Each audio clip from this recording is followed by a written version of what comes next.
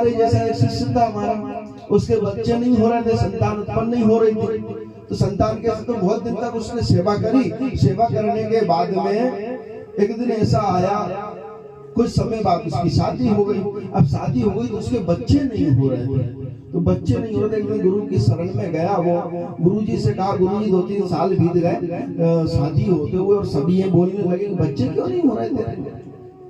तो एक दिन गुरु जी को क्रोध आया, उन्होंने कहा ये ले, तो उनकी जो दाढ़ी थी, दाढ़ी में से एक बाल पटाकर दे दिया कि ले ताबीज में भरकर इसे बांध ले, देखो मेरी दाढ़ी नहीं ज्यादा बड़ी। तो गुरुजी ने एक दाढ़ी का बाल पटाकर उस ताबीज में भरवा दिया कि पत्नी को बांध देना, बालक उत्पन्न होके आएगा। तो उसके बालक नहीं हो पा रहा, तो सभी ने विचार किया, 9 महीने बाद बालक हो गया।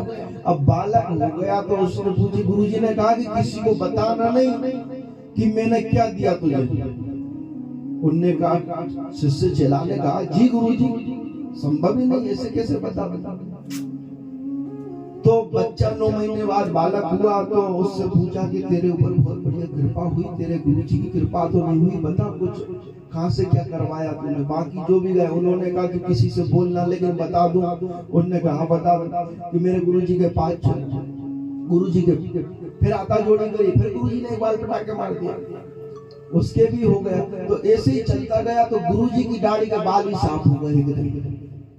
और जिस दिन वो लाइन लग रही थी, जब तक बाल थे गुरुजी की दाढ़ी में, तब तक तो वो लाइन लग रही थी, लेकिन जिस दिन खत्म होगा तो एक भी चला, सब बात गए। स्वार्थ की ही तो प्रीति समझाने का तात्पर्य ये है, जिस दिन ये बाल बीत गए ना, उस दिन कोई दिखाई नहीं देगा।